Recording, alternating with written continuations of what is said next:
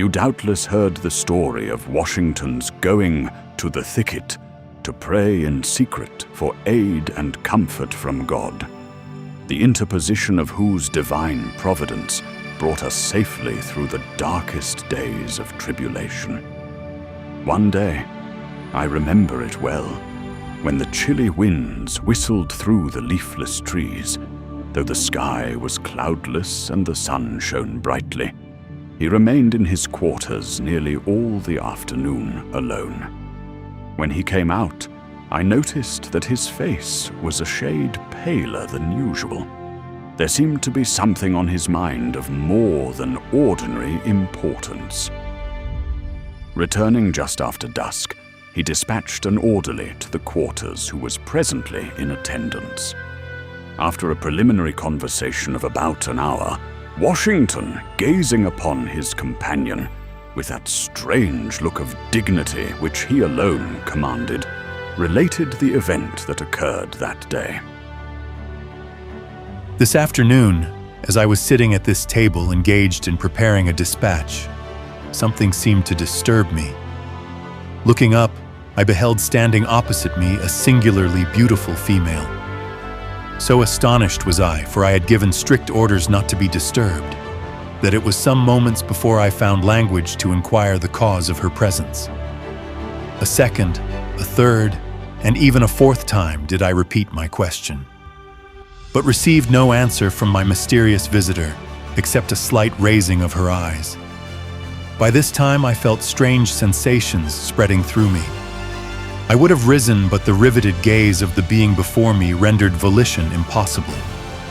I essayed once more to address her, but my tongue had become useless, as though it had become paralyzed.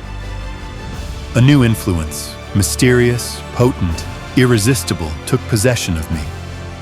All I could do was to gaze steadily, vacantly at my unknown visitor.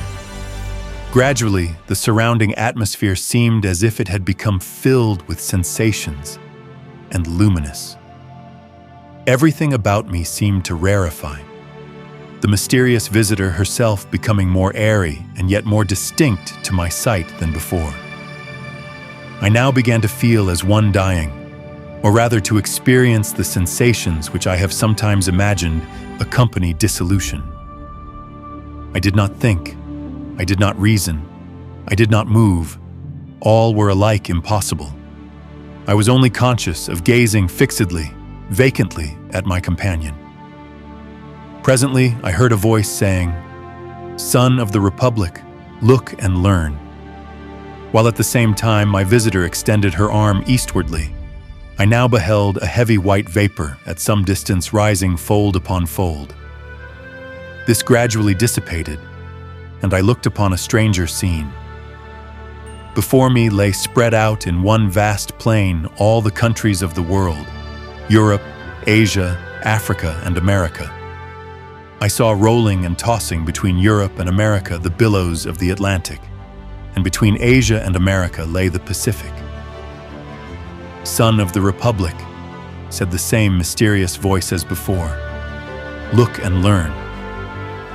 At that moment I beheld a dark, shadowy being, like an angel, standing, or rather floating in mid-air, between Europe and America.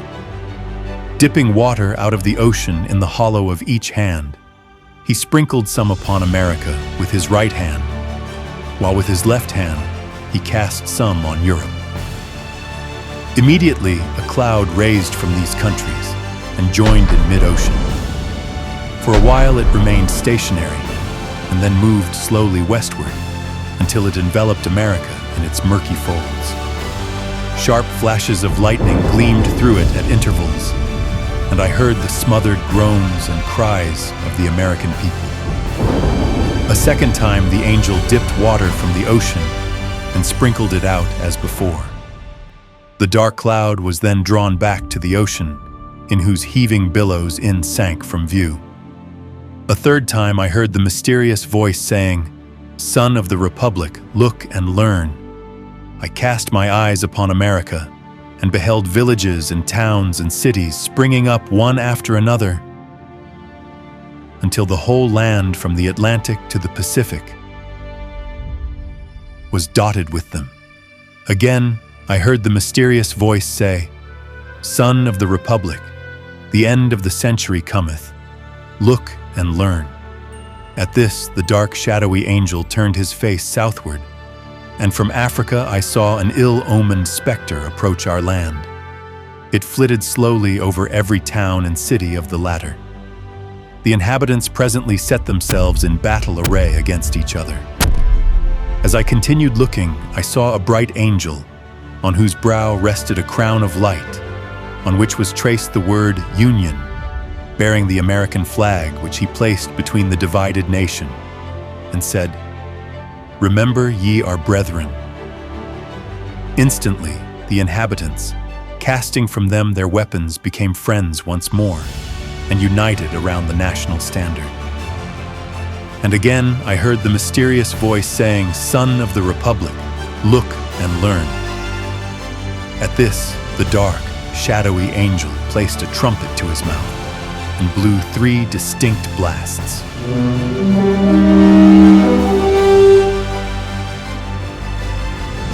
And taking water from the ocean, he sprinkled it upon Europe, Asia, and Africa. Then my eyes beheld a fearful scene. From each of these countries arose thick, black clouds that were soon joined into one.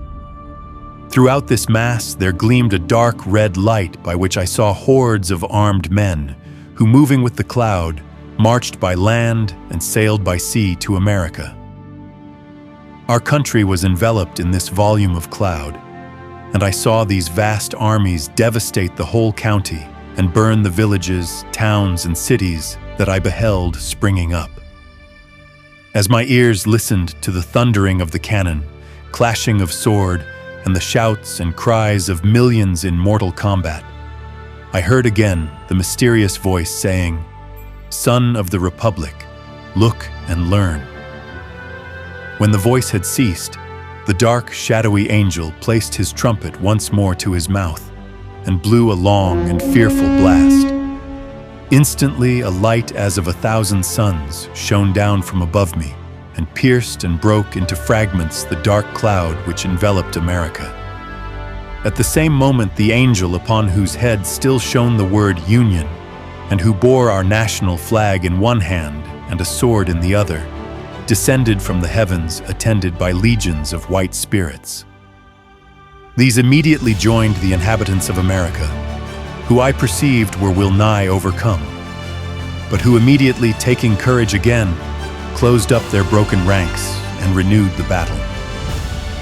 Again, amid the fearful noise of the conflict, I heard the mysterious voice saying, "Son of the Republic, look and learn." As the voice ceased, the shadowy angel for the last time dipped water from the ocean and sprinkled it upon America. Instantly, the dark cloud rolled back, together with the armies it had brought, leaving the inhabitants of the land victorious. Then once more I beheld the villages, towns, and cities springing up where I had seen them before, while the bright angel, planting the azure standard he had brought in the midst of them, cried with a loud voice, "While the stars remain and the heavens send down dew upon the earth, so long shall the Union last."